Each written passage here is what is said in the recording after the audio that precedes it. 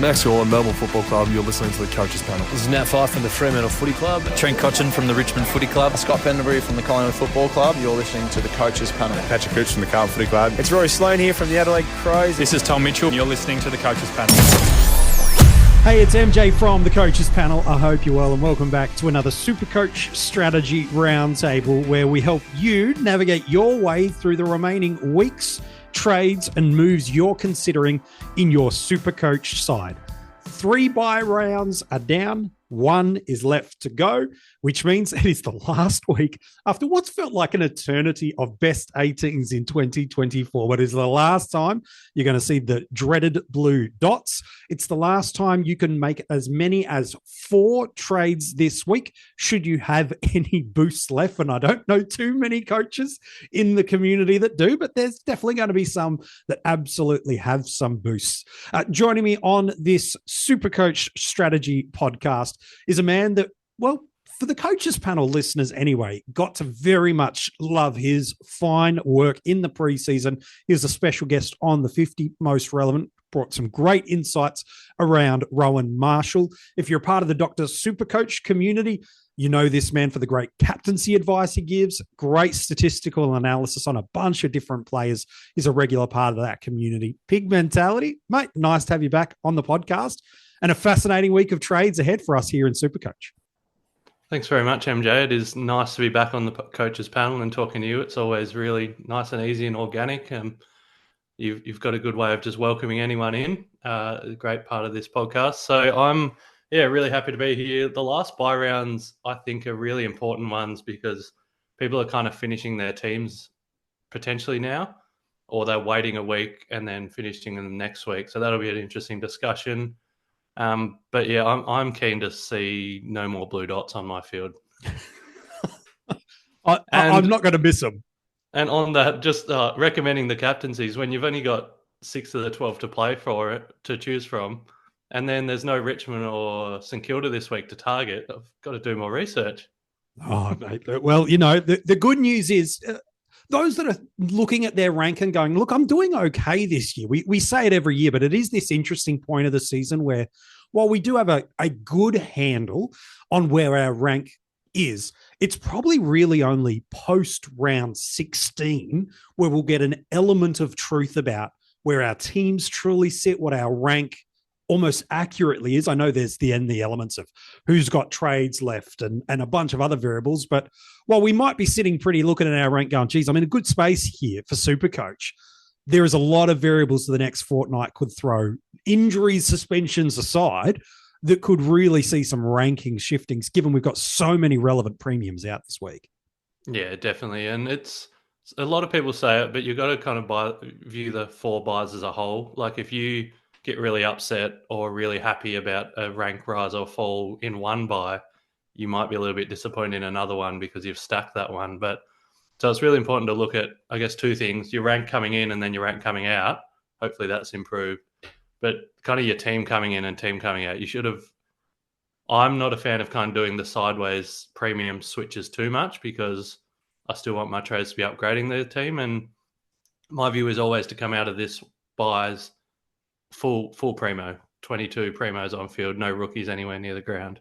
Yeah, no, you definitely, this should hopefully, barring some injuries or some coverage like Jai Simpkin owners and traders into might have needed, or some depth you're flexing as we get to the final few months of the year. This should hopefully be the last week that there's a cash cow or a rookie on your field that you're going, please get a 70, please get a 70 in your best and ideal situation. And maybe that's where we start at the moment.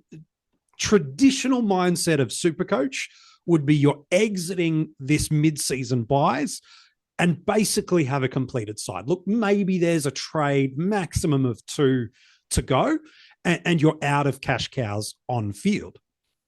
With the boosts that we've had introduced over the past few seasons and the additional kind of 2 things, 1, trades, and 2, an appetite to be aggressive with how we trade, coaches have certainly got to this point of the season, and most coaches ranked highly, if not now, certainly after this week. Single digits is the amount of trades they're going to be sitting with left to use in 2024. So I guess my first up question for you, Pig Mentality, is once our teams are quote unquote complete, we may never truly be complete, but filled with premiums that we're happy to have on field, how many trades should we be stashing away for the inevitable injuries and players just being put out to pasture as we get now to the final few months of the SuperCoach season? It is a tough one because it can be different year to year, I think. But we have to remember we still have 10 weeks left from now. Yeah. And when this bye's done, we still have 9 weeks left. So you want a few. I think I'd be okay with five for injuries for the final 9 rounds. I'm personally going to be down to 4. And I'm a little bit nervous about that, but I've structured my team where I've got DPP everywhere that I could hopefully make some swings and cover. So maybe I'm okay with 4 if you've got that. I've seen guys talking about, spending another trade to get the better premium, but then they're down to 3 trades. Yeah. 3 trades in for 10 rounds makes me really nervous. Oh, yeah. But, there'll be teams that have 8 or 7 left, and that could be your green light to maybe use those 2 as sideways. Like maybe you've still got a Stewart or a McRae that you're not happy with. Maybe that's your green light. Or maybe you save them and then for a 2-week injury, let's say a popular player like Nick Dacos gets a 2-week injury, most people will be holding. Maybe that's those where you use those trades to get a leg up. There's a few different ways to play it. And there it is, this point of the year with SuperCoach, as trades do start to diminish and people's bench hygiene or how they've built depth, or as you've mentioned in your team, how you've utilized DPP with your tactical maneuvers. You can always make up pretty easily 100 up to 200 points with captaincies and some unique calls. But all of a sudden, when injuries to popular guys start to hit, that's where we can see some multiple 100-point swings in SuperCoach. That's one of the things I like about this game too, is it's not everybody owns the same people and we're all trading every single week at the same trade cadence. This is where the strategy piece starts to come in to the game in a whole new level. It's there all year, but when and where and how to value a trade. I'm curious on that.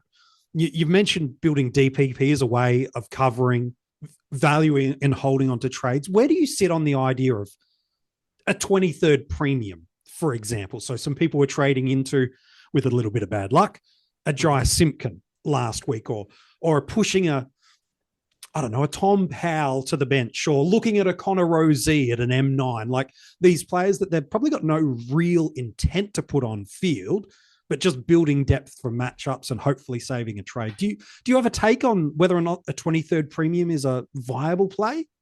Yeah, I've got an opinion. It seems like every week on the Dr. Supercoach podcast, Pistol and I discuss this, and we've got different views on it.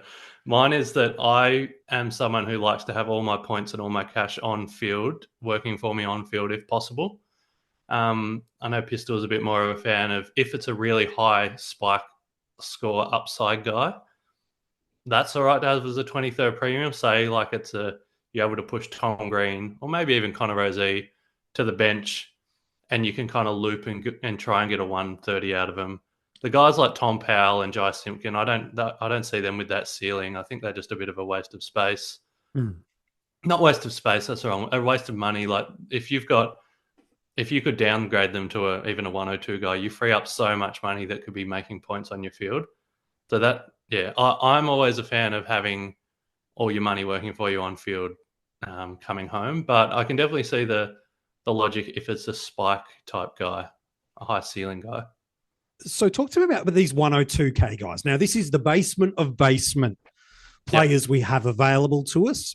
A lot of coaches, not all, but a lot of coaches already have a basement option at R3. I know some might have moved into a Kruger of late, but have historically through the season looked at a Heath, a Livingston, a Barnett, amongst others that have been a ruck forward predominant loophole that sat through there.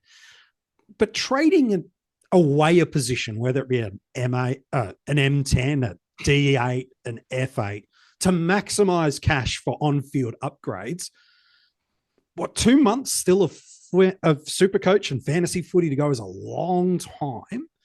Is it too early to throw away one of these positions for a quote-unquote dead basement cash cow that really isn't likely to play?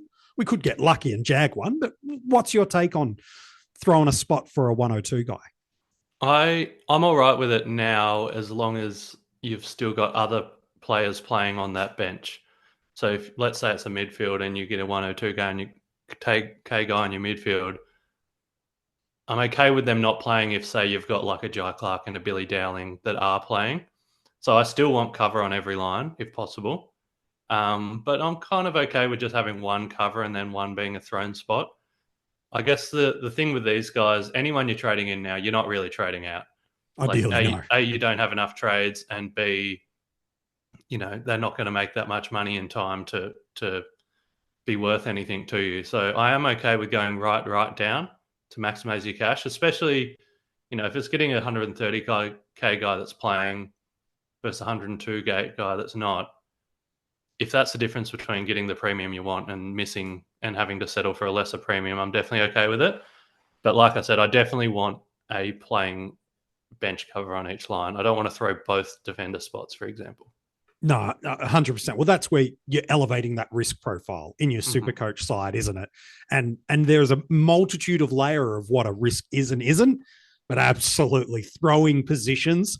Ask Jai Simpkin traders that got stuck, and in that hour of time, just life happened. Yeah. Man, if they were running some coverage in a best 22 style setup, not a best 18, man, that's a donut and really does make it hard to make some catch-ups from there. I'm interested. Actually, please. Before we go on, there is a 102 guy that just got named to debut this week about an hour ago, Kynan Brown for Melbourne, and he's also got a really nice midfield and forward swing, which I was actually, this week, my plans involved trading in a 102k mid-forward dead rookie. I was thinking maybe Geordie Payne or someone that could potentially get a game if I'm lucky. Yeah. Now, Kynan Brown's popped up. He could be a nice little one, and he could also swing with if you've got Billy Dowling or if you're keeping Joel Frazier or someone like that. Revel, he could be there to swing between those positions as well. So he is one that I'm going to be trading him in. And I think a lot of people could look at that.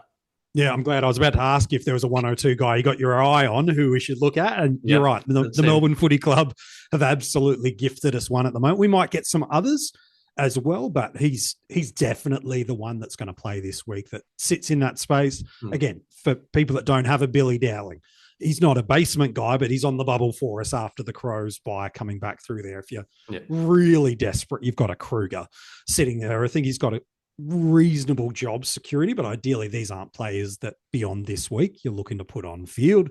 It's rather the release of cash they provide for you. I think there's this mantra in SuperCoach, I'm sure it's the same in the other formats of fantasy football as well, is ultimately I think we all want the best players and the best scorers for as long as we can. And in a week's time, everybody's on a level playing field. Everybody's playing, at least in terms of games available, the same level of cadence of opportunity. Whereas up until the end of this week, some teams have had 2 buys. Up until now, teams like the Crows, for example, they've been running, or the Bulldogs have been running every single week. A Melbourne or a Sydney have had 2. So it's not at a disadvantage in any means, but tactically it changes our trading rhythms of who we get into and when. And so I'm curious, I think most of us would suggest in the SuperCoach community, in a forward line that has been okay for us this year, certainly not what 2023 delivered for us, but it's been okay this year. We'd look at a player like an Isaac Rankin and go, man, if he's fit, he's a top 6 forward from now to the rest of the year. I think most people would be comfortable with that suggestion. But he's not playing this week with the Crows on the bye. And so with coaches trying to hit what you've alluded to right at the top of the podcast, Pick Mentality, which is hoping to come out of the bye with a completed side, let alone on that first week off the bye making a trade, it does have coaches looking at players such as a Charlie Curnow this week, who's fine, like sitting around that 90 sort of range, which is okay for us. Whereas an Isaac Rankin, I think we would all think is closer to the triple digits of an average. So my question is this: should we just take the extra week of scoring and hope that balances out a loss of potentially 5 to 10 points per game?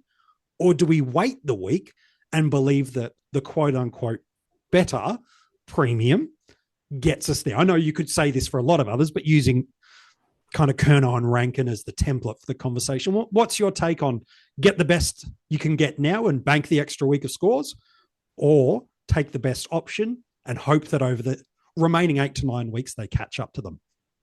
Yeah, I think this really depends a lot on how many players you have playing this week. So if you have, say, 20 or 21 playing this week, you might not need Curnow. You might not need his score. There might be other players that are kind of doing a similar thing.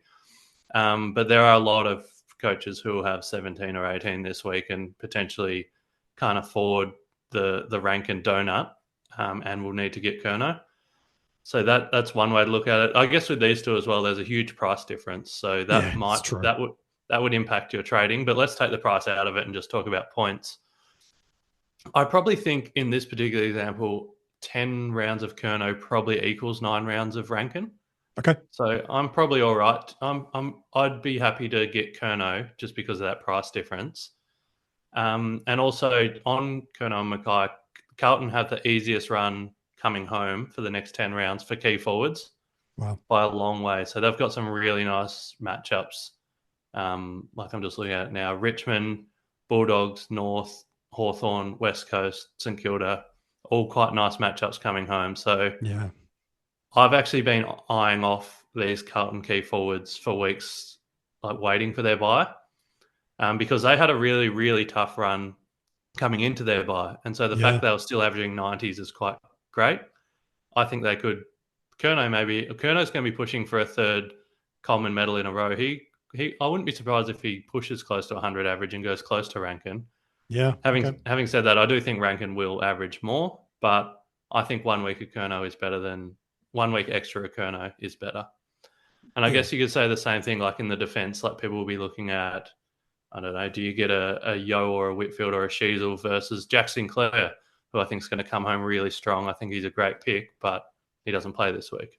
Yeah, it's a good point. And the cash element's equally as important too, because, that 100K give or take of the Curnow and Rankin difference, that could be significant for what you put on top of a Jack Steele if you're not happy with his last 5 weeks and wanting to pivot off that, or looking to make that upgrade off, if you're worried about Alex Sexton not getting named this week or something like that, if you're an owner. So it's not just the 1-for-1 Curnow versus Rankin. It's Curnow and 100 versus this scenario. So I think you've broken that down beautifully for us.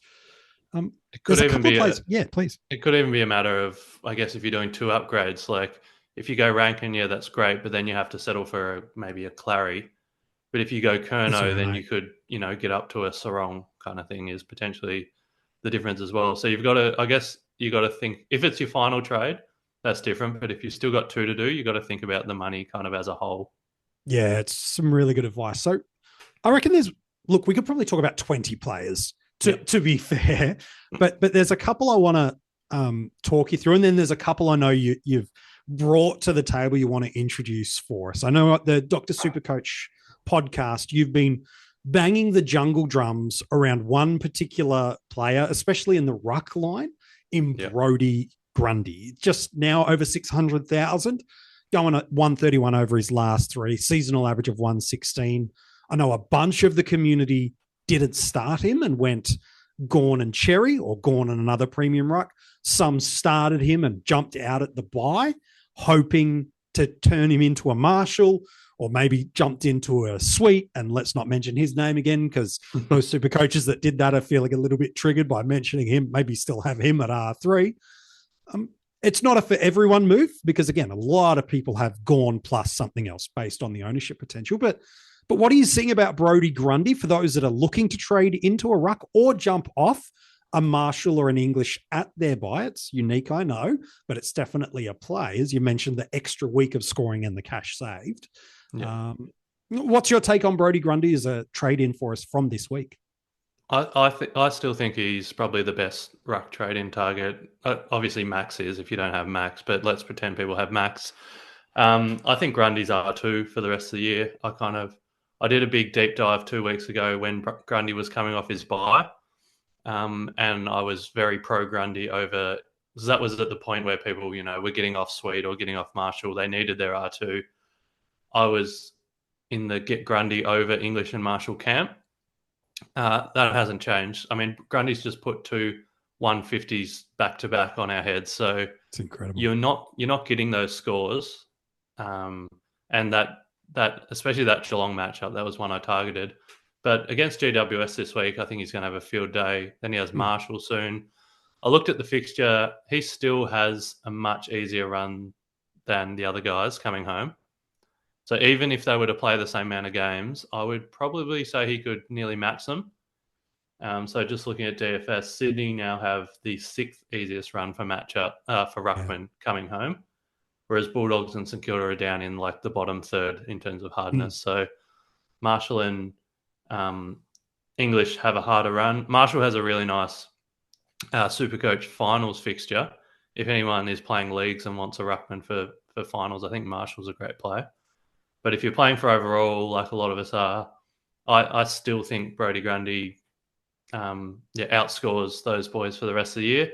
And also he has an extra game. So I'm very, very confident he outscores them in total points. So yeah, I'm a big Brodie Grundy fan. I've been, like you said, banging his drums for 2 weeks, which is really funny because I started with him and then got really annoyed and moved him on after 2 or 3 weeks. And now I'm regretting that so much. But I think I paid up $700K for a Tim English and now he's lost 150. So that was a sliding doors moment that didn't go well, but I'm okay to admit when I'm wrong and say, no, Brodie Grundy, I think, is the R2 you still want. Yeah, I like it. What's your take on jumping off of an English or a Marshall, who, again, have been okay for us this year, but both have given us probably more basement scoring games in SuperCoach than not only last year, but certainly a bit more volatile than what we'd hoped. Are you comfortable, or is it very trade in the bank dependent on whether or not you're doing it? What's your thoughts about clearing that sort of a trade move off? Yeah, I think you'd have to have quite a few trades in the bank. That's not really something I'd really look at. I think English and Marshall, they have had some bad scores, you're right, but I think they still average like that 110, 115 coming home. Yeah. Whereas some of the midfielders you might be looking at trading, I don't think you could say the same thing for, like a Tom Green, for example. So I think you've got... Ryan Reynolds here for, I guess, my 100th Mint commercial. No, don't. I mean, honestly, when I started this, I thought I only have to do like 4 of these. I mean, it's unlimited premium wireless for $15 a month. How are there still people paying 2 or 3 times that much? I'm sorry, I shouldn't be victim blaming here. Give it a try at mintmobile.com/save. Whenever you're ready. $45 upfront payment equivalent to $15 per month. New customers on first 3-month plan only. Taxes and fees extra. Speed slower above 40 gigabytes. See details. I think people should have bigger issues. If for some reason you don't, I mean, it's not a horrible move because I think Grundy does put more total points on them. I'm just not certain it's necessarily worth a. And English, after his bye, he does have a good run. He's got some nice teams as well. So I'm still confident, but yeah, if I was trading in an R2 now, it would be Brodie Grundy.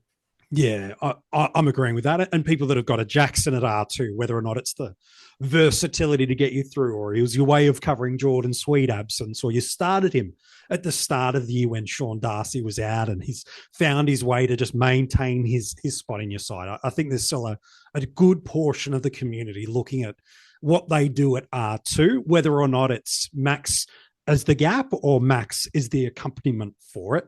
And you're right, we are getting to this place where we don't value our trades differently. I think we always have had a value on them, but the scarcity or the coming scarcity of it means, man, 6-8 weeks ago to gain 200 points over a fortnight, we probably pulled the trigger on a trade. Now, okay, Grundy might be in total 200 points more advanced than what an English does, but could that trade activated in 6 weeks' time actually net you 500 points because you're not banking the Jai Clark to cover you the last month of the year at M8, or Fresia's now on field for 3 weeks while you're waiting for Flanders. I'm just picking names. I'm not putting curses on players. But this is where the value of holding on to these trades that you mentioned right at the top of the podcast episode. talk to me about Jordan Ridley. Yep. Only played for 3 weeks so far this year. Spent a little bit of time, more than a little bit of time, injured. Already had a bit of a price movement as a result of 3 really strong weeks. So that 162 and then back-to-back 110 plus scores after that. He's not cheap. He's pushing that 570K marker, but he does hit 2 pretty important indicators that super coaches are looking for in the back half of the year. One is ceiling. He's absolutely got it. Yep. The second thing is he sits in that unique space for us while we're trying to create a level of separation from the pack, whether we're leagues or rankings focused. We are trying to, where can we kind of move away from the pack a little bit with some right differentiation? And we've seen over a number of years in SuperCoach, when Ridley's not having to only lock down, and with Mackay in the side, that's clearly the case. He's free to intercept. He's taking kick-ins. You put his intercept marking, the intercept possessions, where and how he scores inside D50, let alone what he does with kick-ins. It feels like a gift. Or is there better options at a cheaper price? What's your take on Jordan Ridley? I really, really like Jordan Ridley. I am a Bombers fan, so I love watching him play. All right, next question. So you can decide whether there's some bias or not. But, well, I don't own him in SuperCoach, and I'm not going to be able to this year, which is sad for me. But Bombers have an incredible run coming home for defenders. They've got the second easiest matchup running home for wingers and attacking defenders. So that's the guys that push out a D50, run up, kick it into 50. That Jordan does a little bit of that. That's potentially more like the Mason Redmonds and the Nick Martins. But they've also got the second easiest run home for designated kickers. So that's the guys that take kickouts, the guys who are on the switch and kind of, Luke Ryan, think of that kind of guy. And that's what Jordan Ridley plays. And he also gets a lot of intercept marks. So Bombers have an incredible run home for defenders. So I think Jordan Ridley is going to come home really strong just because of the teams he's going to face. I don't think he's going to, that 160 against Richmond, that's the easiest matchup a defender can ever get. So I'm not expecting that again. Although he does play St Kilda in round 20. So there could be that one. Nice finals push, yeah. Yeah. But yeah, I think he's a great pick. I'm not sure he's a 115 kind of defenders. Not many are. But between the 105 and 110, I'm pretty comfortable saying that. Yeah. He is injury prone. This isn't his first injury. He's had quite a few injuries in his career. That's always a risk, but sure. A lot of the players are injury risks this time of year. So really, really like him. Whether I would buy him over, say, an Elliot Yeo for 60K less, I'm not sure. I would probably do Yeo. But yeah, Jordan Ridley, still a bit of a point of difference. Quite a few people jumped on him, but it wasn't that big of a percentage. So yeah, really great option. I think you'd be really happy with him in your defense. You mentioned Elliot Yeo, about 50K cheaper. Going at basically it's a decimal point away from a 108 for the year. It was a brilliant starting squad option, and rightfully so. The community fled off him at his injury. I think that was a right play, given there was some uncertainty about how many weeks it would be, and history would say players with poor injury history that he's had up until this year, safe to say, you kind of jump off on the first sign of injury. So I don't blame any super coacher that jumped off Elliot Yeo. That was absolutely right. But if there's anyone in the defensive line that, again, we talk about key important markers, which is fixture, role, ceiling, and ownership percentage. These are 4 really important variables for us, let alone the ability to have some positional fluidity about where you place him. Gosh, it's a fascinating play. It does feel a little counterintuitive, especially for coaches that didn't start him. I understand if you're scared off by injury and now you're looking at 515K basically going, geez, could I or should I do it? But you mentioned you'd feel more comfortable with Yeo. What makes you lean on Yeo a little bit more than Ridley? Granted, they both do have some injury history that makes you a bit concerned by it. Money. Purely money is the reason I would go Yeo over Ridley. But I think that's also a fair point, because a lot of teams are a bit strapped for cash, and like we said before, if you're paying up for Ridley, you might not then be able to get the other premium you want. So I've had to do some trading and planning, and I got Yo so that then I can afford who I wanted on the other side of it, which I think was Charlie Curnow and Luke Jackson to round out my team. So, and if I did Ridley, I wouldn't have been able to got both of them. I would have had to settle for, I'm not sure, Mackay maybe. So, yeah, Yo, purely for price. I mean, banking on Elliot, relying on Elliot Yo to play 10 more games is not something I'm very confident in. Sure. I do like that he has the DPP swing, so I've got a defender in my midfield. I think it might be Dacos or someone. So if Elliot Yo goes down, I could swing him back, and rookies can cover. Or I've even got Zach Fisher and to be able to swing him back. So there are options, but if you told me Yo is going to play all the next 10 games, I'd be very pleasantly surprised. Yeah. So it's a risk. So you don't want to do it. If you're one of those teams going down to like 3 trades, I wouldn't try and go near Yo. But like, he's just an incredible scorer. Like, he was going over 110 for a lot of the year before he got injured. He's playing inside mid, West Coast. You hear I keep talking about the runs teams have coming home, but I think we're at that point of the year where you can actually really assess the fixture and trade people in based on a 10-game sample size is enough data to say they've got a good run. So West Coast have a positive matchup. It's not it's not massive, but they've still got a pretty positive matchup for inside midfielders. So that should help him. I just think he's I just don't think there's many players that are 515k that could score 110. Yeah. And Elliot's the one that I've identified that probably could.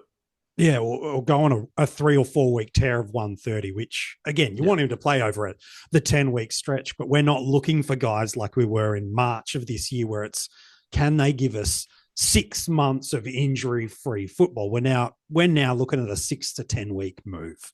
And if you, as you've mentioned, you look at the next kind of month for Elliot Yo, you look at the absences they have to some of their experienced players through the midfield, and you go, right, he's their best midfielder anyway, let alone with some other players missing from the side. The narrative of how you get yourself to an Elliot Yo, it's easier than I think we probably give it credit for. Too many people, even maybe 3 minutes ago, went, boys, what are you talking about Elliot Yo for?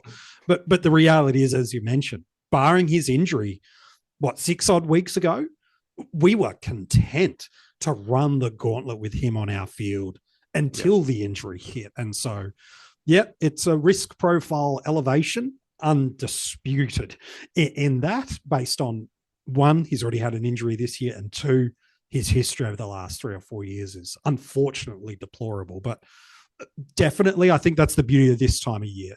You should be still considering all the options, not just locking in your confirmation bias of who or what or how you should get. And it's to that point, if we stay in the defensive line, maybe for one last time, and then we'll move into the mids for 3 last players. I know you've got a question, at least about one player you want to ask me in the defensive line, but talk to me about Max Holmes from your perspective. Started as a midfield only, picked up DPP in the first allocation for SuperCoach all the way back now at the end of round 6. Speaking of that, we're not too far away from the final DPP allocations coming for the season. Defender mid now, up at nearly 580k, 575,200. The last 3, we've probably seen the best and the worst of Max in the last 3. A pair of 130s and then an 88. He is picking up more of an inside midfield role over the past 5 to 6 weeks, with the Geelong midfield of Guthrie, Dangerfield, and others being decimated through injuries. What's your take? He's been relatively consistent and kind of unheralded for us this year. I think he's been better than what all of us probably expected he would be, and definitely one of the form defenders of the past 3 to 5 weeks. But what's your take on Max as a trade in this week? I really like Max Holmes as a player, and I think you're absolutely right that he's kind of flown under the radar.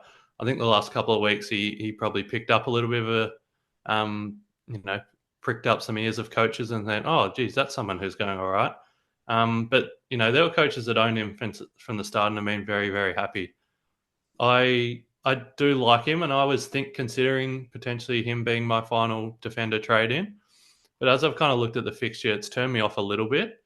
And especially at that price, like, more expensive than Jordan Ridley, who I just said has the best fixture, a lot more expensive than Elliot Yeo, who, as we talked about, has the ceiling, but injury risk. Geelong actually have the hardest run in the entire league for that kind of wingers and attacking defender role that Max plays. So that gives me a little bit of hesitancy. He only has one green team in there, which is Hawthorn. And he's got Carlton and Essendon in the next two, which are both red teams in that regard. So I don't really want to talk people off him because I really like him. I think he can still score well. Like, he has scored well even in tougher matchups at times. But if we just go by the fixture difficulty and the price, I just think there's a few better options. He has spent a little bit of time over the past few weeks, like I said, with an increasing volume of centre bounce opportunities. Now, Dangerfield and Guthrie, the club certainly still want to give them opportunities when they're back to full strength and fitness. Does that change some of your analysis if he stays in a more 50-50 split? Does that change for Geelong inside midfielders, or is it still just blanket in terms of that fixture run that you've alluded that it's not as favourable as we might have hoped? If we look at Geelong for inside midfielders, they're right in the middle of the pack, so as kind of neutral as it can be. So it's not a positive run, it's not a negative run. It's still the same thing. It doesn't really fill me with big confidence. I think he still could be quite good, and if he's your kind of D5, D6, I think you're still going to be very happy with him. I just think if you're trading him in at that price, I just think you could spend your money a little bit better. Well, yeah, as you mentioned, Yo's 60,000 cheaper. Sicily in a week's time is starting to, he's not getting back to the beast mode we know he can be, but we're starting to see him level out as an attainable price. And then there's a bunch of others just in and around that 500K in the back line that I think a lot of the community are considering this week, if they well and truly are hitting it. Even say like a Whitfield and Blakey, I don't think they're going to score as well as Holmes, but they could be within a few points average for 80K less. That's kind of where I'm thinking. Yeah, it's fair enough. There are a couple of really popular trade-ins this week.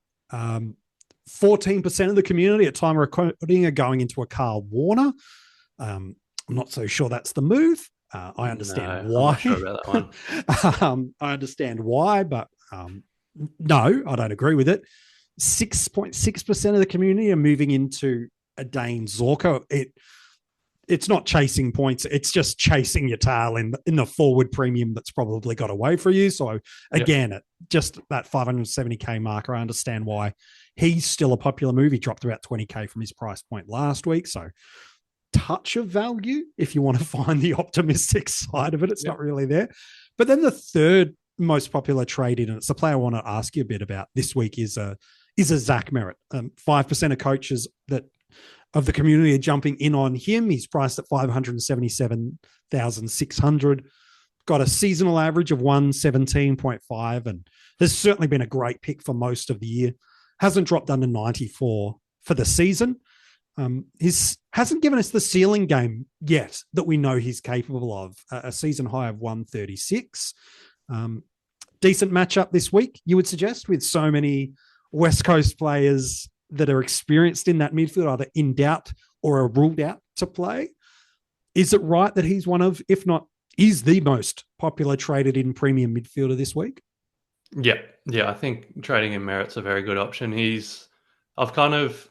As we're going through the season, there was 8 mids I was really confident in, then a few fell off, it was 6.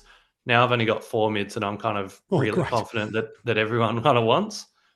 I think everyone will want Bond. Yep. Everyone will want Butters. Butters and Sarong. Okay. I was about to say, that's a hot take, Pig. I'm big on that one. He's on my mind because I'm thinking about whether I trade him in. Sure. Sorry, I'll just start again. Bond, Sarong and Butters and then Merrett are the 4 that I think I have a lot of confidence in as being top 8 mids. Yeah. I think whoever your other 4 mids are, you could fill it out with guys like LDU or Goulden or Steele or Green, whoever it is. This episode is brought to you by Allstate. Some people just know they could save hundreds on car insurance by checking Allstate first. Like, to check you have the tickets in your wallet first before you drive 2 hours to the big game. Seriously, you had one job. Now the closest you'll get to the 50-yard line is parking lot D. Yeah, checking first is smart. So check Allstate first for a quote that could save you hundreds. You're in good hands with Allstate. Savings vary. Terms apply. Allstate Fire and Casualty Insurance Company and Affiliates. Northbrook, Illinois. But those four, I think, are really good. Merrett, interesting. He's got 117 season average, but his last 5 average is 107. So he has dropped a bit. But all the midfielders are getting tagged right now. Tags are back in vogue. But Merrett has actually been the one that's pushing through and still scoring well. He scored 125 in his last game, even with a heavy Chincotta tagged. That's right. Off the top of my head, he scored a 94 and I think a 109 when he got tagged by North and Adelaide earlier in the year. So, there's midfielders out there scoring 60s. So the fact that Merrett's getting tagged and getting you low tons, I think he's pretty safe. I think he is a good trade in. I do think he has quite a few more tags in his season to come. Yeah, I was just looking at that fixture. Like especially if we even look at the last 5 rounds with leading into SuperCoach finals, there's a potential Windhager. Freo probably won't. Gold Coast maybe gets Rao. Sydney could get Jordan. Brisbane he could get Berry. So there are potential tags coming. But, I don't like to avoid people because there might be a tag coming, because what if there's not a tag coming? Then they get off the chain and they score really well and they're a primo mid. So I wouldn't really let the potential tags affect me. If we look at just fixture in general, Essendon actually have the 3rd easiest run for inside mids. Yeah, it's good on paper, isn't it? Yeah. And, people get excited. We always talk about it in Dr. Supercoach Slack that Merrett has we call it like post-buy Merrett. He just goes on this run every single year, whereas he does. His post-buy is so much higher than his pre-buy every year. Yep. I'm not sure if it's possible that he'll go over 117 average post-buy, but you never know. If he keeps up that trend, maybe he does. He's as good as anyone. Yeah. If you look at the next 4 rounds, West Coast, that's going to be really nice. He's actually one of my top captain recommendations this week. Geelong next week, I dare say he'll make the video again. Mm-hmm. Collingwood's a little tough, but then Melbourne in round 18, Melbourne are actually the 3rd easiest matchup at the moment, and I think they're going to get worse without Petrarca. So I agree with that. 3 really easy games in the next 4 rounds for Merrett, so you might get a little sugar hit as well. Yeah, and I'm not too worried about that Sydney matchup either. I think if Jordan's going anyone, it's probably more likely to be a Redmond or a Nick Martin type. He's shown, while he does tag the inside mids, he's shown much more of the propensity. It's the rebounder or the interceptor in defence. So unless Merrett's deployed into that rebound spot, which I don't think Essendon really need, given what they've developed in that spot, I'm not too concerned about that. I quite like the move of Merrett, as you mentioned. On paper, gosh, that fixture looks as good as any. And especially you need it when you're trading up to that near 600,000. Yes, he's not cheap and he's been good for a reason. But yeah, for me, if I'm spending anything over sort of that 550 marker this week as a midfield upgrade, gee whiz, I'm looking at Zach going, man, I could get that ceiling game. Every year in SuperCoach, he gives us 3, maybe even up to 4 or 5 kind of 150 plus games in a year, and even the odd 170 or 180. Like I said, he's only gone a 130, sort of is the highest score of the year so far. I think it's a 136. So, yeah, I'm feeling pretty confident. Yeah, I'm saying he's due. It might not be as early as this week, but I'm saying he's definitely due for at least 1 or 2 150s, and very comfortable with trading into him. Yeah, I would definitely. I think he's a great trade-in target. He will get tagged, but he's shown he can push through it. I'd try and not let the tag affect you too much. Yeah, I agree with that. 2 last midfielders I got to ask you. I know you want to ask me a question before we wrap up the episode, but another player people are looking at trading into their midfield. He's under that 550 marker that I've mentioned. So maybe that's my get out of jail free if I choose to trade into Walsh this week over Merrett. But Sam Walsh has been a really popular move this week, since obviously the early injury layoff and the early bye really put a line through coaches considering him early days. Flew out of the gate with that monster ceiling game. 166 upon his return was huge. Has had a few lower games since then, but nothing disastrous, like a season low of 85, priced at $548,800. And understandably, again, a popular trade this week in a number of parts of the community. What's your read on Walsh? Are you wanting to just go a little bit higher up to Merrett and go a little bit lower to the Greens, the Olivers, the Rosies, the whoever? Or do you still think there's some, I was about to make a pun, merit in going towards Walsh? What's your take? Well, there's definitely some merit in Merrett, and I think there's a lot of merit in Walsh as well. Yeah. It's funny, at the start of the year, you know, the Walsh hype was huge. People were saying like he's a 115 plus guy. I was kind of like really heavily putting the coolers on it and saying, no, please don't think that that's going to happen. I had him as kind of like a 108, 109 guy. And I mainly had that because of, you know, Carlton have so many good midfielders. There's just so many points to go around. And he's kind of proved he is averaging a little bit over that now, but he's buoyed by those two massive games. So he's on track to kind of be around that. But kind of what I was saying with Curnow, Carlton had a really, really tough run heading into their bye. Like, if we even look at the teams, they played Adelaide, Giants, Collingwood, Sydney, Gold Coast, Port Adelaide, Essendon. Really tough matchups for inside midfielders. And now his run opens up, especially next 2 weeks, Geelong and then Richmond. Pretty much doesn't get better for inside midfielders, those two teams. If you look at his whole season remaining, you know, they have the 5th best rating for inside midfielders. So just behind Essendon in terms of, you know, rating. So Carlton have a really good run coming home. Walsh himself's interesting because he gets so many disposals, but his disposal efficiency has been quite poor. And then his score's getting buoyed by by a lot of tackles. Yeah. But he's only averaging like 2 marks a game, which is most of the gun midfielders average about 6. Yeah, right. Which is really funny to think that Sam Walsh is only averaging 2 when he's such a fitness freak.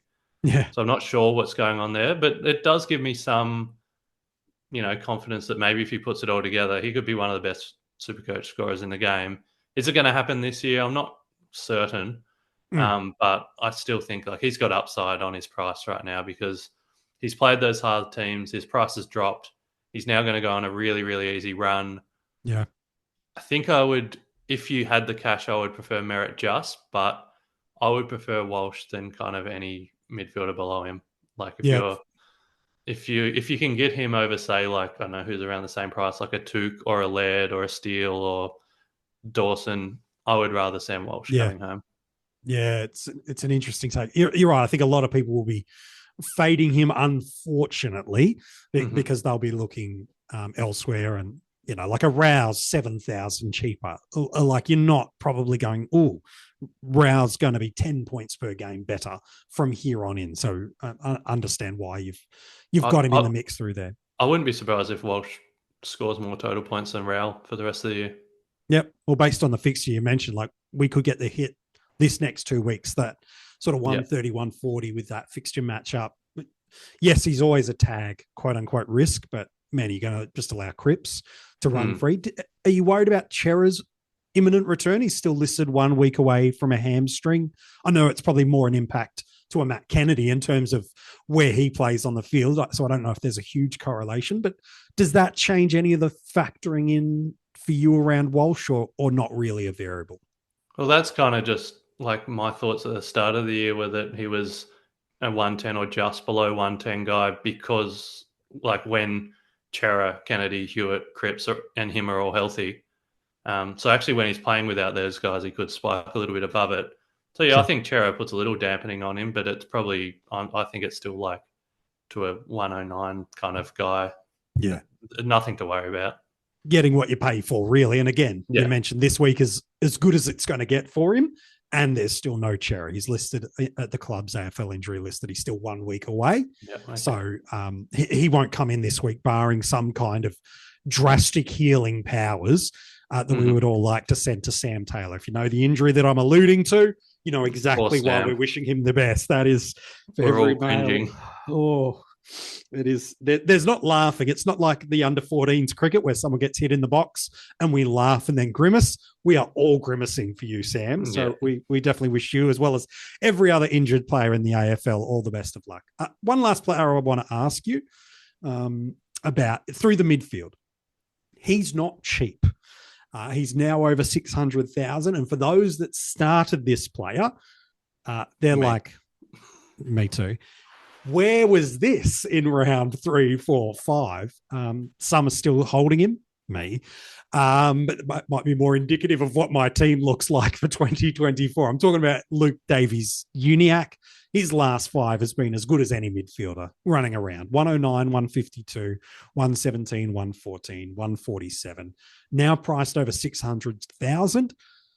But any interest coaches probably had heading into the round might be just that little bit cooled with the news coming out of the club in the past 24, 48 hours, which is he's gone for an MRI. Nothing really prescriptive about what it's about at time of recording or any indication at time of recording about whether or not they found something, they didn't find something, anything like that. So I don't know if coaches are going to go there now based off that, but gee whiz, you talk about players that have big scoring runs at the back of the year. Merrett's one of them. LDU's another. That post by the past few years, he's been one of the best midfielders and was looking like that trend could keep continuing on in 2024.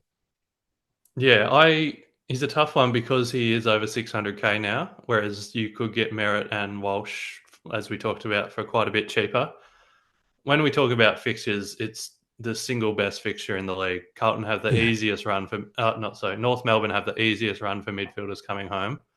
Hawthorn also have a really good run, but North Melbourne's the easiest. So the run coming home, I mean, you've just missed the West Coast game, which was a nice one too, but still, it's still the top. So he's got Melbourne this week, who, as we just said, I think are going to become a real kind of target team for our midfielders. I think they're about to struggle. He's got Bulldogs. He's got 3 hard ones, but then he comes home with Geelong, Richmond, West Coast, Bulldogs, Hawthorn. So he's got a really juicy run coming home. The injury niggles, like, has he been out surfing again? I know he had a surfing injury to end last year that kind of derailed his season.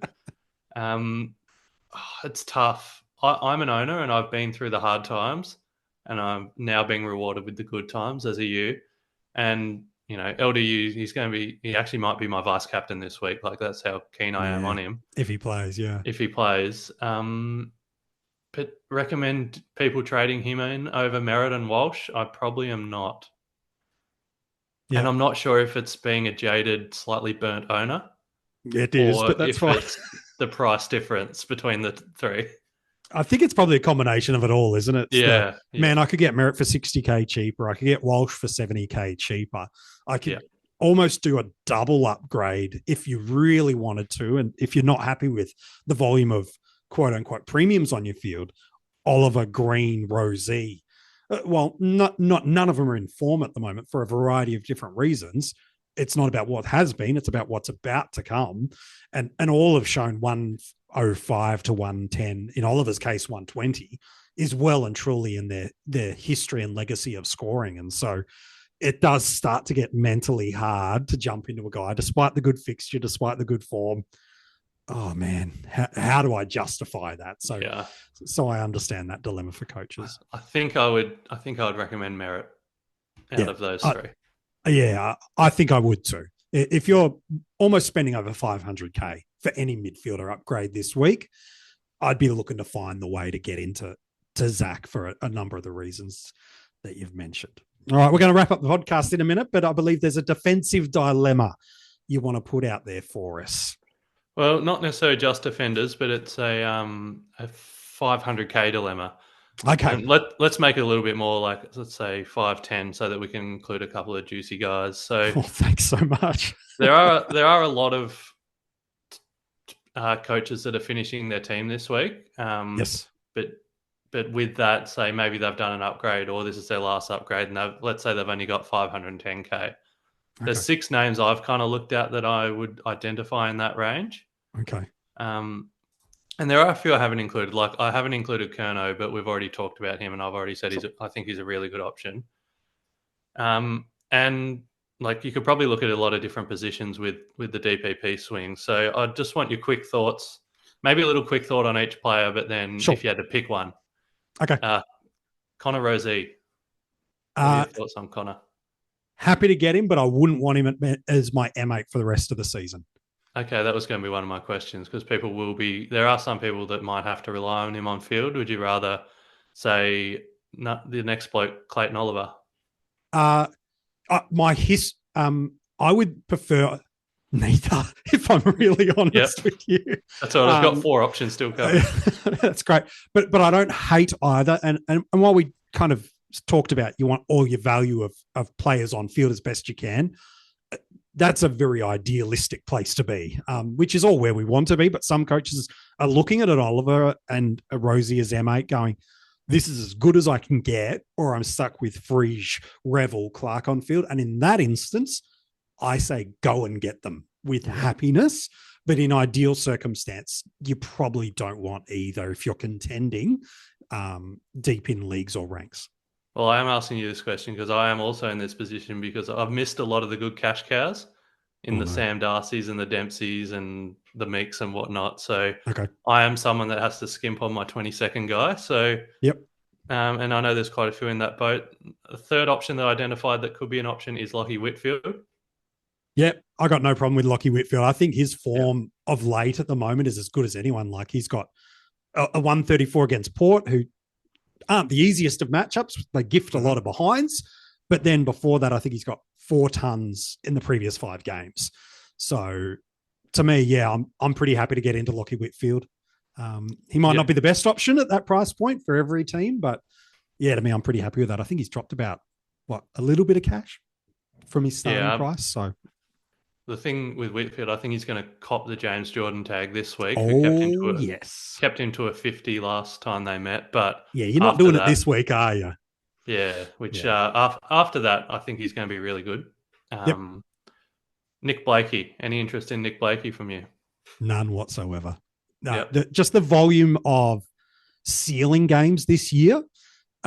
When you put him and a Whitfield side by side again, if it's this week, I'm probably backing in him against the Giants as opposed to a Whitfield. But last week he comes off a 65. And then before that, the kind of previous weeks, what are we looking at? A 99, a 120, a 78, a 131, a 43. This is the time of year, like a 40 or a 60 in either a close league matchup or in a rankings battle for the top 100,000, top 10, whatever you're pushing for. Gosh, players with that sort of basement for really no good reason. Some of those aren't tag games. I get a bit concerned off. Yeah, I think the floor's scary. Christian Salem's an interesting one. Really good kind of last 3 rounds. People are hoping he gets the Christian Petrarca CBAs. Yep. I think he's only I'm all for it. 430K off the top of my head, something like that. Yep. Yeah, he's going 107 in the last 3. Yeah, a lot of interest for me there. And again, part of that's twofold. One is, people that are trying to skimp and make some money, work for them a little bit. Got DPP, which, as you've alluded to throughout this podcast, how important that is for our trade capital that we could invest somewhere else or save somewhere else. And then he showed early in the season, as well as through the preseason, he can play that centre bounce midfield role, and they like to get the ball in his hands. And he tackles. If he can start getting some more score involvements, kicking into his SuperCoach scoring, that interests me a heck of a lot. What concerns me is I don't trust him to play 6 games in a row. That's the thing. Shown an injury prone. Just concerns me. But the thing is, you're not paying for a Yo type over 500,000 with a similar injury concern. You're paying in the mid to low 400s. So your risk profile, I would say, is de-escalated a little bit because of it. Yep. And then the final one is Luke Jackson. And he's in here, especially for those with, say, the Livingston at R3 for the loop, and he might be able to cover if it's a Gawn or a English or a Grundy, whoever you've got, like a 1-week concussion, he might be able to come on and save your donut. How highly do you value that cover? Because he's probably not quite scoring as high as we want. No. Would you pay up for that flexibility? I wouldn't be paying for the flexibility alone. I think you'd be also paying. Deciding which credit card or loan is right for you is like trying to choose where you want to eat for dinner. Except when you finally get to the restaurant, the menu's riddled with jargon that no average foodie could understand. So at Credit Karma, we keep things simple. We show you personalized recommendations that align with your money goals and help you turn the confusing fine print into terms you can actually understand. And as a cherry on top, we provide a detailed overview for a new card or loan before you apply. That way, we can help you make decisions faster and with more confidence. Download Intuit Credit Karma today to get started. Because you're not really thrilled with what your F5 and F6 look like. Outside of Heaney, Flanders, Zorko, and you could probably start to consider, maybe one or two others into that space. Yeah, Fisher and Rankin are probably the next two. But yeah, and even then Fisher, then like if McKerch is back this week, Hmm. this monopoly he's got might be gone. So yeah, Rankin's the only other one. They're the four I go happy to have. And then F5 and F6, it's like, well, Maud's shown he can hit 130s and he can hit 70s.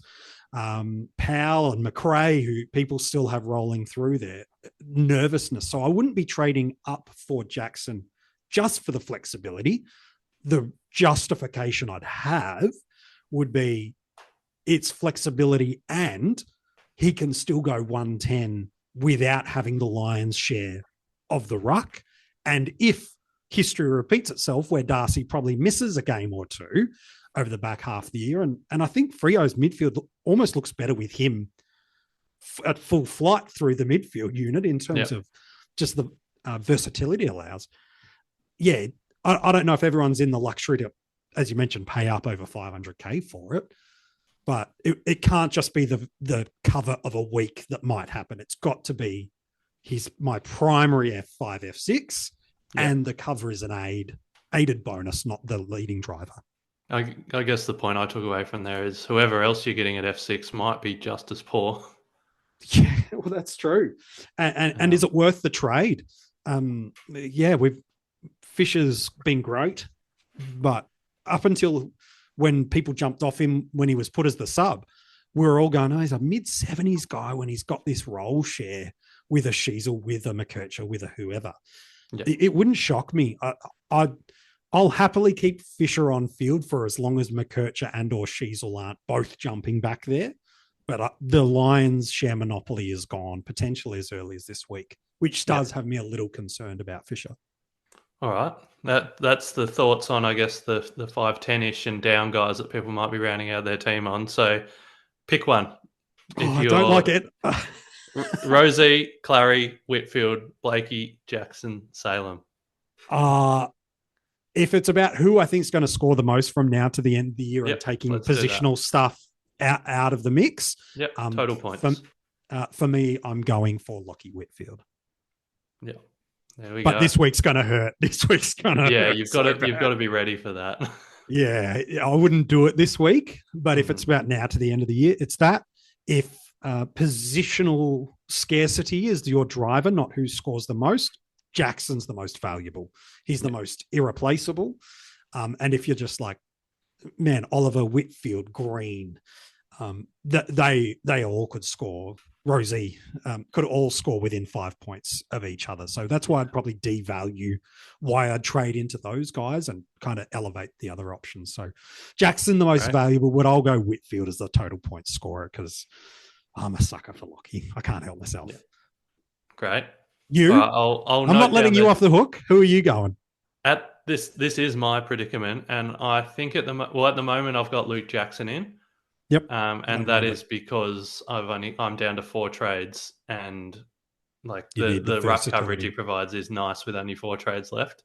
Yep. A little bit of security. It's probably not the aggressive, the most points one, but if English misses a week, he could just make up 80 points there. It becomes very, very important for that week too. Honestly, I've tossed this up so many times. I don't mind Rosie. I actually think he could be a 105 guy coming home for a really cheap price, but yeah, I'll probably won't make my decision till I hit panic stations at the end. I think the benefit of a Rosie in at that kind of 400, rounding it at 420,000 is that extra 80K of a Jackson or a Whitfield. Does that aid an additional move you could make this week or next? And if it's now a totality approach rather than just a player versus points, then I'm down for it. For me, I don't want Rosie in my completed midfield if I can avoid it, but I don't hate it if cash is the driver and trade restriction is the driver. I don't hate it. What was he going, like 108, 109 pre-injury? Yeah, I think you nailed it. And so if he can get back to that, and it's a big if, then we're away. And it's one of the value buys of the year. So, yeah, don't hate it. Great. You've given me more to think about. Oh, no, I didn't help you at all, did I? That's all right. Hey, mate, always a pleasure. Love talking about SuperCoach with you. You've been an absolute star in the community, not just throughout this season, but through the preseason and into the back half of 2023. Where can we get in touch with you across social media for both you and the Dr. SuperCoach boys? Yeah, you can find me on Twitter at pig_DRSC. The main Dr. SuperCoach Twitter is at Dr_SC. But then also we've got a bit going on our YouTube channel, including like our weekly reviews posted there, but also my captain's videos, which have been going pretty well this year. JB also does a Thursday night live stream on Twitch. He kind of posts that on Twitter, and then you can link to Twitch, and he kind of gives his impressions of the teams and tries to pick who he thinks is going to be the sub and has a bit of fun there with that. So yeah, that's a few things we got going on at the moment, and also like just on Spotify, our weekly recap that we do, just recapping the games that are gone. So we're across a few things. And you people can join your Patreon as well, I believe. Yep, yeah. There's a Patreon, Patreon Dr. SuperCoach. We've got there's different tiers there, but the entry level one is access to our Slack, which is a big group chat with I think there's about 650 like-minded SuperCoach individuals, so you can get a lot of advice, run your trades by people. You know, we do a lot of other fun stuff in there, like we've got a running club, a book club, all this sort of stuff. So it's a lot of fun, but like, you know, SuperCoach is the thing that brings us all together. So absolutely, a lot of like-minded people in there, if that's something that interests people. My advice for anyone that's in there, as someone that spent some time in that Slack channel, turn notifications off at certain point of time. Because if you have a significant other, they will separate you from your device as quickly as they possibly could. So, mate, you and the guys at Dr. SuperCoach have been absolute legends to the community for a long period of time.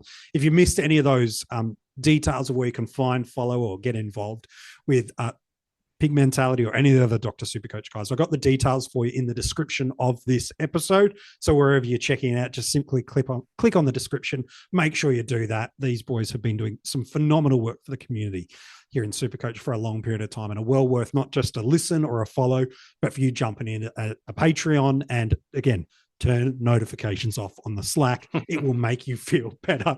But gosh, it's a lot of fun to watch. If you want to go and check out this episode on YouTube, it is there. You can go and check us out. You can actually see one of the Dr. SuperCoach beanies and T-shirts as well that Pig Mentality is rocking out. So you can make sure, if you're liking the look of those, I've got the details of their store in the description of this episode. But if you're watching this on YouTube and you haven't subscribed, good news is it's a click of a button. It takes you 2 seconds. You can do it right now.